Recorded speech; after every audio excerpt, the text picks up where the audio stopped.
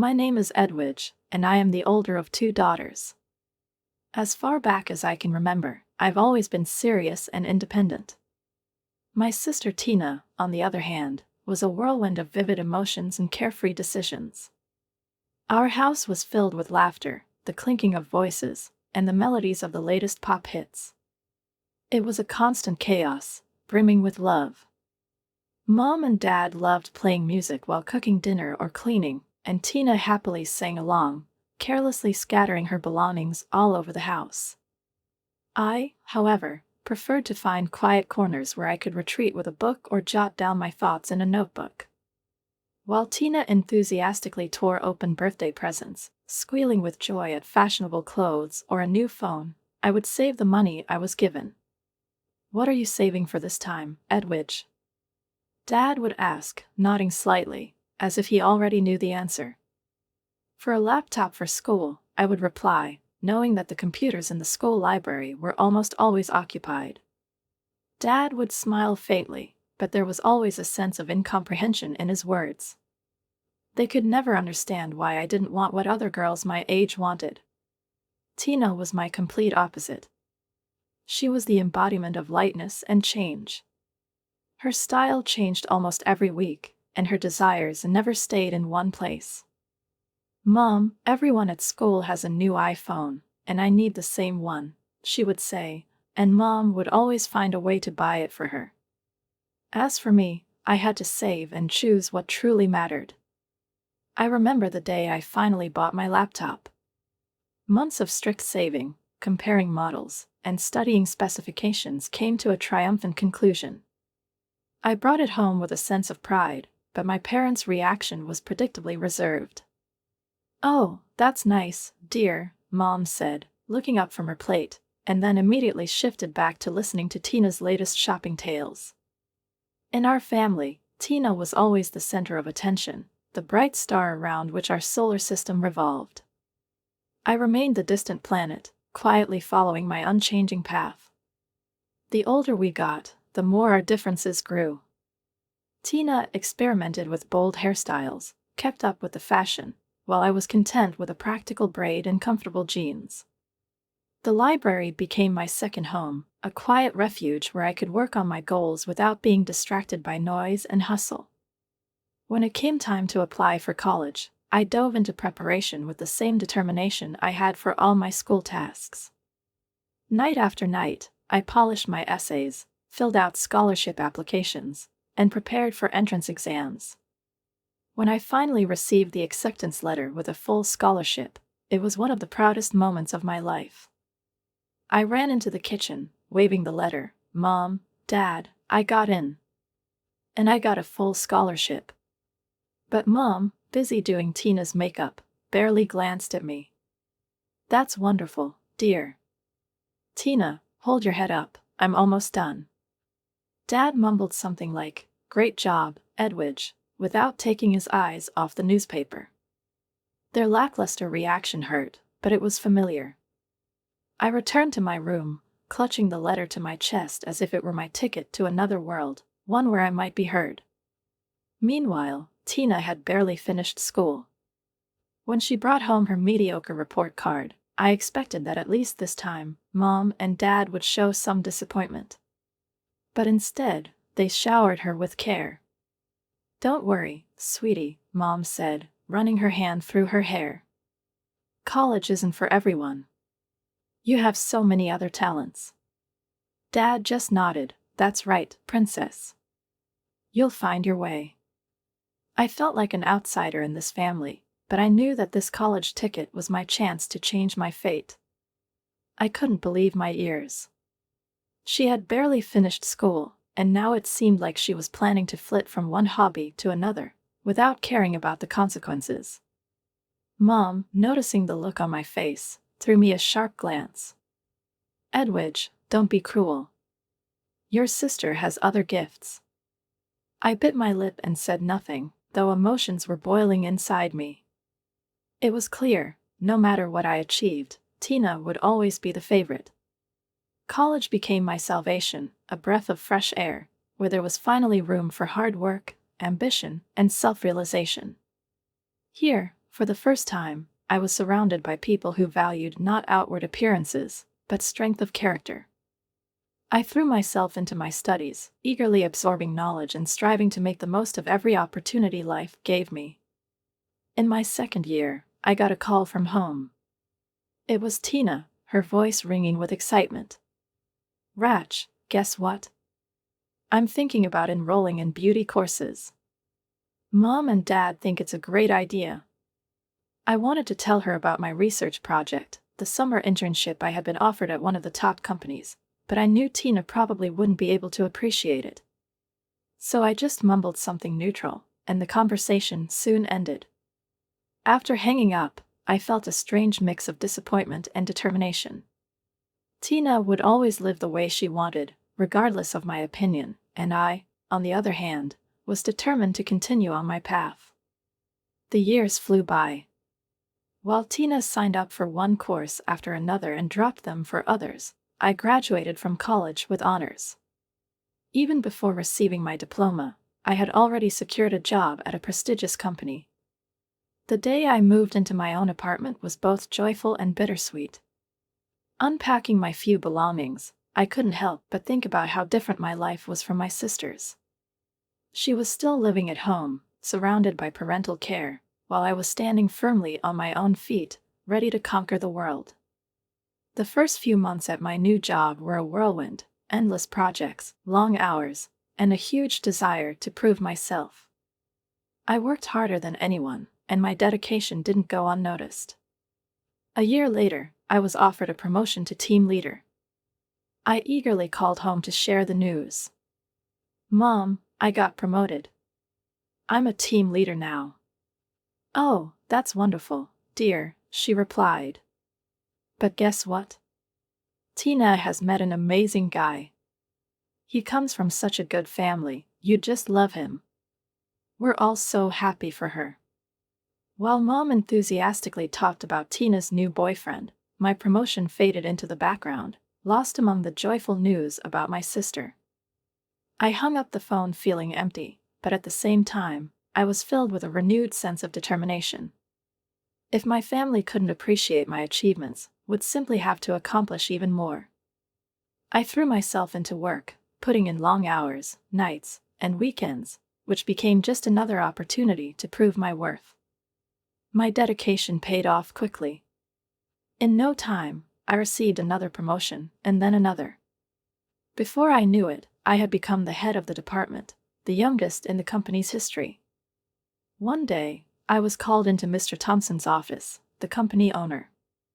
His face expressed satisfaction as he said, "Edwidge, your work has been exceptional. We've never had anyone rise through the ranks so quickly." I couldn't help but smile. Pride overwhelmed me. "Thank you, sir. I really love what I do." "I can tell," he smiled. "That's why I want to offer you something special. We have a program for top employees, a chance to purchase an apartment at a significant discount. You've more than earned it." His words caught me off guard.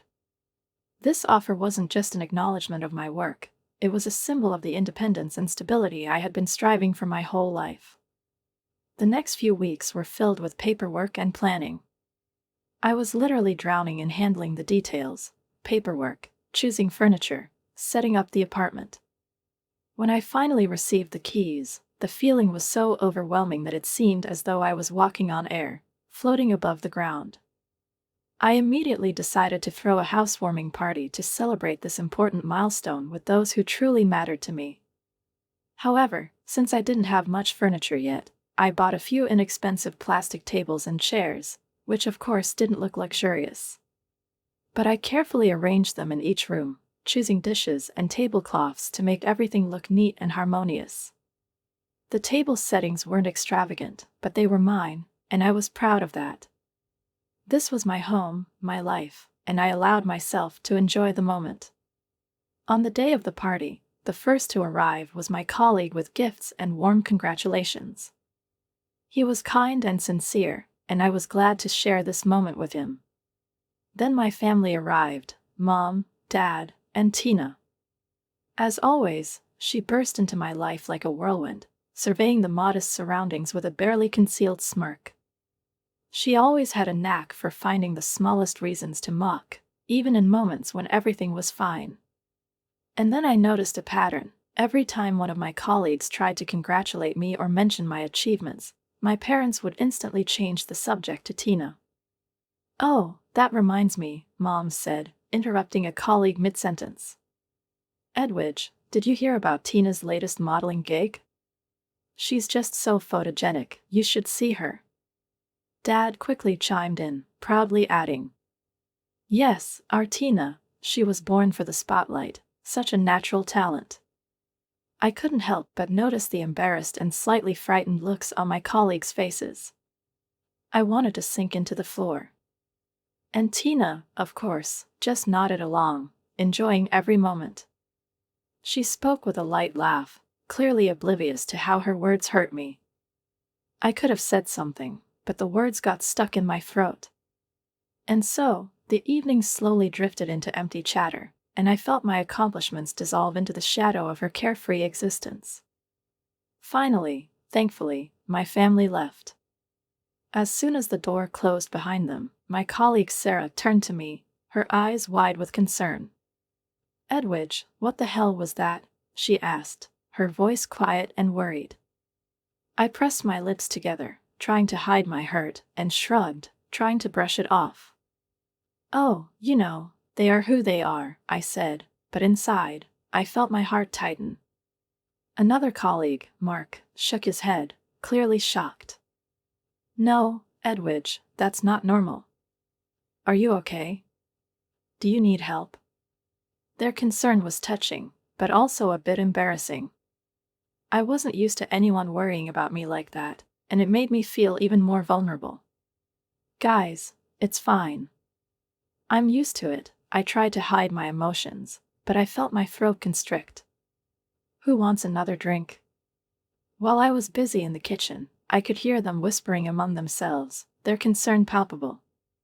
But I decided not to show how deeply my family's behavior had affected me.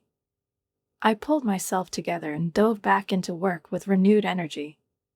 The months passed quickly. Slowly but surely, I transformed my apartment into a space where I truly felt at home. Every detail, the new furniture, every splash of color on the walls, was a testament to my hard work and independence. I was proud of the cozy environment I had created, one where I could relax and be myself. One sunny Saturday, I decided to treat myself to something I had long dreamed of, a car. I wasn't looking for anything extravagant, just a reliable sedan to take me from point A to point B. When I sat behind the wheel and drove home, I couldn't help but feel proud. This was my car, bought with my own money, and it was a symbol of my success, my efforts. I hadn't planned to tell my family, but, as always, news spread quickly. The phone rang, and I heard Tina's voice, her usual sharp tone. "I heard you bought a nice car," she said. There was a hint of something in her voice, and I felt my hairs stand on end. "You know, you're really making this harder for yourself. All that work and saving, it's so unnecessary." I clenched my fists. "What do you mean?" I asked, trying not to let my irritation show. Tina didn't hesitate to reply, her voice turning even more mocking. "Well, the main task of a woman is to marry well, silly. Find a man who will take care of you and give you everything you need. Why work yourself to the bone when you can have everything easily?" Her words hit me like a knife. For a moment, I was speechless. "Really, Tina? This isn't what I mean. I want to earn my own living. I'm proud of what I've achieved." My words felt like a faint echo, lost in the clamor of her laughter. That ringing sound grated on my nerves, but I couldn't find the words to express the full spectrum of emotions I was feeling. "Oh, you've always been difficult," she said, her voice filled with superiority and slight irritation. "Well, you'll see. I'll show you how it works." She hung up, and I stood there, pressing the phone in my palm as though it were something heavy and burning. I stared at the screen, trying to process what had just happened. A mixture of anger and disbelief churned in my stomach. How could we see the world so differently? A few months later, I got my answer. Tina called, and her voice was bubbling with excitement. "Edwidge, you'll never guess what happened," she exclaimed, her voice almost glowing. "I'm getting married. His name is Guglielmo, he's ridiculously rich, and his parents are paying for the whole wedding. It's going to be amazing." She started listing the details as if following a script: dresses, flowers, guest lists. I felt a strange emptiness in my chest, as if someone had ripped something important and dear to me away. It wasn't just sadness, but the realization that she might have worked on this just as I once worked on my life. This was her version of success. I understood that she and I were walking down completely different paths, and the difference was vast. The wedding day came too quickly. I stood in the enormous hall, feeling completely out of place among the glittering guests, whose wealth and success seemed foreign to me. Tina shone in her designer dress, and our parents couldn't stop crying tears of happiness. They were there, proud of her. And I sipped champagne, trying to suppress the bitterness rising in my throat. Had they ever looked at me with such pride? Had they ever been this happy about my achievements? I doubted it. The longer I stayed at the celebration, the more I felt like an outsider in a world that wasn't mine. Tina was in her element, like a fish in water, basking in the attention of all these charming guests. Our parents proudly introduced themselves as the bride's parents. As I drove home in my modest car to my modest apartment, the one I had worked so hard for, I couldn't help but wonder if I had made the right choice. Tina was right. If I had chosen the easier path, perhaps life would have been different. But then I thought about my work, my achievements, the sense of pride I felt every time I accomplished something on my own. No, I decided, my path, though harder, was mine. And that meant much more than a golden cage she was trapped in. After the wedding, life settled into a new rhythm, the rhythm of work. I was busy, there was little time for holidays and gatherings, but the frequent calls from my mother became increasingly unwelcome interruptions. Every conversation was a repetition of the previous one, with no escape. "Edwidge, darling," she always began with fake sweetness. "You won't believe what Tina has done." I braced myself, knowing she would start telling me about Tina's life as though it were a performance, with Tina as the main actress. She was proud of Tina's new acquaintances, how Tina now mingled with high society. "Can you believe Tina is now hanging out with the most influential people?" Mom continued, relentlessly. One day, after a particularly draining call, I couldn't hold back any longer. "Mom," I said with effort, "that's great for Tina, but don't you want to know what's going on in my life?" There was a pause, and when she replied, her voice became patronizing. "Oh, darling," her tone was one of pity. "Of course, we care. But you really should learn from your sister, be more beautiful, get everything easily. Why work all day for pennies when you could have it all in a few weeks?" I felt the despair creeping back over me, but I couldn't continue the conversation. A few weeks later, I received an invitation. Tina and Guglielmo were hosting a housewarming party in their new luxurious apartment, of course, gifted by his parents. On the night of the party, I stood outside their house, feeling small and insignificant against the grandeur that surrounded me. I adjusted my simple dress and took a deep breath, trying to find the strength to enter the apartment, where everything was surprisingly perfected down to the smallest detail. Suddenly, this world, with its sparkle and cold luxury, felt distant, alien. Every surface here gleamed, and the furniture looked as though it cost more than my entire annual salary. I immediately realized that I was in a different reality. My parents were already there, discussing every detail, sitting at the table and chatting about everything under the sun. Their endless compliments to Tina, as always, were full of admiration. I tried to blend into the background, not drawing attention, but Tina noticed me immediately. She leisurely walked past with a glass of champagne in hand, her eyes scanning me as if piercing through, and then her cold remark followed. "Edwidge, so glad you could make it," she said, her gaze sweeping over me from top to bottom. "I hope you're taking notes. This is how a housewarming should be done. No plastic furniture or disposable plates like at your place." I felt my cheeks burn, but I didn't respond. Tina, already turning away with disdain, walked off, leaving me with her biting words, which now seemed to echo in my mind. I froze, trying not to show my hurt, but she had already disappeared, blending into the atmosphere of the celebration. The following weeks turned into a parade of extravagance. Tina literally bought everything that caught her eye, always choosing the most expensive items, as if price were the only criterion. But none of it seemed enough for her. And one evening, as I was leaving work, a sleek sports car stopped next to me. The window rolled down, and I saw her face, self-satisfied, like someone who had just received the gift she had long dreamed of. Tina, with a smile, looked at me. "I thought I'd take it for a spin," she said, pointing to the car. "Just drive around." I glanced at my reliable but unremarkable sedan. It was nice enough, but Tina, watching my gaze, couldn't resist laughing. "Oh, Edwidge, always settling for less," she said with contempt.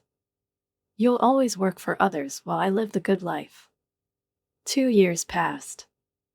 All this time, absorbed in work, meetings, corporate tasks, and plans for promotion, I quietly climbed the career ladder. Tina, it seemed, was doing the exact opposite, shopping from one place to another, from one party to the next, enjoying her privileged life. We grew more and more distant, and our paths became completely opposite. But I had come to terms with it. Or at least, I thought I had. It was a typical Tuesday when Edwidge's world tilted on its axis. Mom called, and her voice was unusually trembling, which immediately set me on edge. "Edwidge, it's Tina, she's come back home," she started. "Guglielmo dumped her. He said she's too shallow, too focused on spending. He called her stupid. Can you believe it? He made her sign a prenuptial agreement, so now she has nothing." A sharp pang hit my chest. A mixture of emotions, shock, concern, and, honestly, a tiny flicker of justification.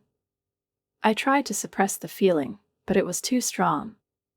A strange combination of pity and internal judgment overwhelmed me, and I immediately felt ashamed for feeling that way. How could I think like this? "I'm on my way," I said, grabbing my keys. My body seemed to move on its own, and I knew I was going, not so much out of obligation, but from some inexplicable desire to make sense of the situation. When I arrived at my parents' house, it felt like I had stepped into a war zone. I could hear Tina screaming from the driveway, and when I entered the house, I was struck by the chaos inside. Tina, as though losing her mind, was running around the room. Mascara ran down her face, her designer clothes were torn, and her hands anxiously grabbed whatever she could find: vases, photo frames, pillows. "He can't do this to me," she screamed, her voice shrill. "I'm Tina, I'm beautiful, I'm perfect." Mom and Dad, like clockwork, were flitting around her, trying to calm her, but they were helpless. "Calm down, sweetie, please," Mom begged, her voice soft, but she had no idea what to do. "We'll sort this out. I'll buy you a new dress, won't I, dear?" Dad tried to comfort her, nodding frantically. "Of course, princess, anything you want." I stood there, watching this circus unfold, feeling my reality start to crumble. This couldn't be happening. Life wasn't supposed to be like this. This wasn't my life, not my story. And yet, I couldn't shake the feeling that, in some deep part of me, I couldn't help but sense a flicker of truth in Tina's words. I froze in the doorway, unable to believe my eyes. Tina, my younger sister, was lying on my couch, as if nothing were wrong, lost in her own thoughts. She didn't notice me immediately, absorbed in the chaos around her. Empty packages from expensive meals, wine bottles with remnants, magazines scattered about, as though she were trying to create a perfect world for herself, a world where there was no room for reality. "You're back," Tina said, not looking up, her voice carrying no embarrassment or guilt, just an ordinary, weary tone. I didn't respond right away. My breath grew heavier, my heart felt like a stone. In that moment, I realized just how tired I was of this constant pretense, of her role as the carefree wife, of all the bright facades hiding the pain and emptiness beneath. "How did you get in?" I asked, trying to hold back my irritation. Tina smirked, finally tearing her eyes away from her phone. "Dad let me in. He said you wouldn't mind." "You don't mind, right?" She said these words without realizing how they sounded. A cold surge of anger pierced through me. How could these people, my parents, blindly support her, ignoring everything that was going on around them? I took a step into the room, not taking my eyes off her relaxed, pampered face. All this time, while I was traveling, enjoying my freedom, and searching for my own path, she had been destroying everything around her, consumed by her painful sense of her own importance. This world, built on consumption, branding, and insane shopping, had become her only way of existing. I began to understand that this life for her was nothing more than a fantasy, in which she could remain perfect, worthy of admiration. "Tina, you need to go back home. Your life can't be like this," I said quietly but firmly. My words seemed to have no effect. Tina just leaned back against the sofa, brushing me off like an annoying fly. "Here we go again. You're always trying to teach me how to live," she said, her face showing such an expression that I could tell there was a real challenge in her words. "You know, I'm just tired. Of all these people, of these demands. I need something else. I just can't be like you." I clenched my teeth, trying to hold back my emotions. All these years, she had seemed so alien to me, living in her own world, a world where there was no place for me. But what was worse, this was always fully supported by our family. Tina could do anything, destroy herself, but in their eyes, she was still perfect. And now, after I had returned, I realized that my own life, with its struggles and efforts, meant nothing to them. My trip, my achievements, all of it seemed empty to them. But I couldn't allow myself to be part of their world again. "I'm not going back into that circle, Tina," I said, growing more certain of my decision. "I won't be your shadow. And maybe you should stop hiding behind this fake life. This isn't something I can support." Tina looked stunned. She sat still, as if trying to comprehend what had just happened. But I could no longer return to who I had been. I could no longer play by their rules, no longer allow myself to be used or ignored for the sake of empty expectations. Maybe I should have just walked away, leave her with her shattered illusion. But something inside me told me I had to keep going. After all, my life was my responsibility. And I wasn't going to give it back to these people. Tina could live her life, but I had to live mine. I took a step toward the door before glancing back at her. At her weakened gaze, her empty eyes that once viewed the world with such carefree confidence. In that moment, I realized that she and I needed to part ways, not by blood, but by perspective, by understanding what life truly is. And perhaps this was the only thing I could do for myself. I closed the door behind me. "Tina," I gasped, unable to believe my eyes. "What are you doing here?" She barely lifted her eyes, confused by my sudden appearance. "Oh, you're back," she said, as if nothing had happened, as though I had returned to a world where everything was as it had been. I stood there with the key in my hand, trying to process what I was seeing. It was all so absurd that I needed time to understand what was happening. "How did you get in?" I blurted out, my voice tense, tinged with anger and confusion. Tina rolled her eyes, as she often did when she didn't want to engage with my feelings.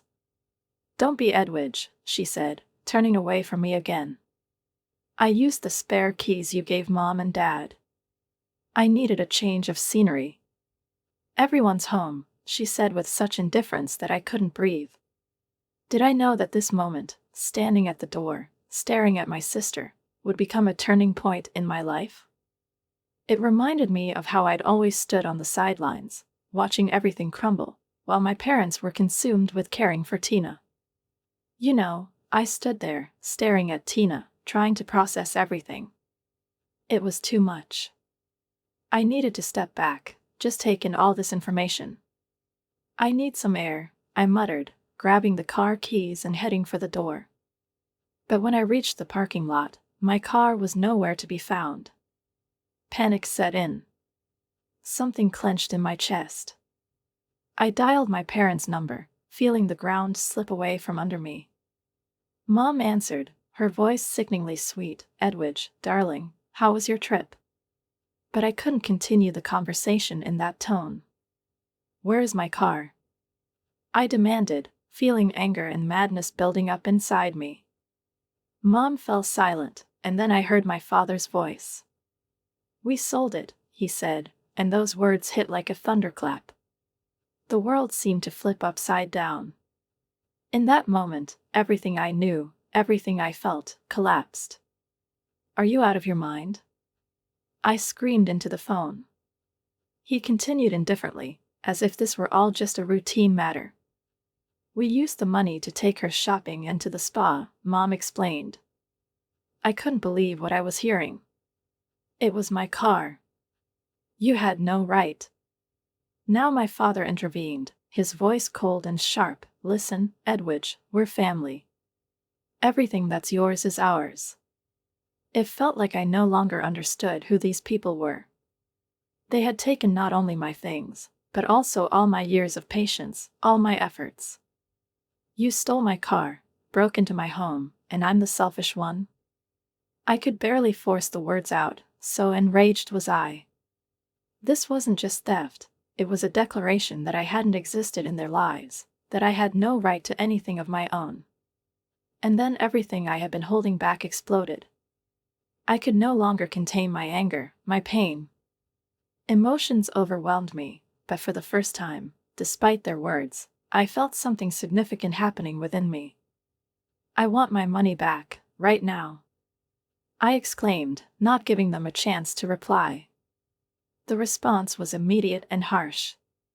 My parents called me heartless, ungrateful, and a disappointment. Their words hurt, but this time, they didn't break me. I hung up the phone and went back to my apartment. Tina was still there, sitting on the couch, her eyes showing no awareness of what was happening. I felt my patience evaporate. "Get out," I said, my voice quiet but firm. She looked up, stunned. "What?" she asked. "Get out," I repeated, and this time, I saw something in her eyes that I hadn't seen before: confusion and disbelief. She tried to manipulate me, as always, but I stood firm. For the first time in my life, I put myself first. The next day, I hired a lawyer and sued my parents, demanding compensation for the car. They were furious, threatening to disown me, to cut me out of their will, but I didn't back down. It was a difficult decision, but I could no longer compromise with people who didn't value me. The legal process was grueling, and perhaps I felt small among the strangers who judged me for years of emotional manipulation and financial abuse, but I didn't give up. In the end, justice prevailed. The judge ruled in my favor, and my parents were forced to sell their house to pay me back. They moved into a small apartment and, as always, continued portraying me as the villain who ruined their lives. But this time, their words didn't affect me. I felt a weight lift off my shoulders. When I drove home from the dealership in my new car, I felt free for the first time in a long time. My life became truly free, free from expectations, free from manipulation, free to be myself. I cut all contact with my family. It was not an easy decision, but it was necessary. The first few months were difficult. There were moments of doubt, loneliness, but gradually I began to build my life on my own terms. I threw myself into my work, quickly rising up the career ladder. I found new friends who valued me for who I was, not for what I could do for them. I traveled, learned new skills, discovered hobbies that brought me joy. And most importantly, I learned to love myself, to appreciate my strength, my determination, and my worth. Now, as I sit in my office, looking out at the city, I can't help but smile. The path I chose wasn't easy, but it was mine. I built this life brick by brick, decision by decision, and I wouldn't have it any other way.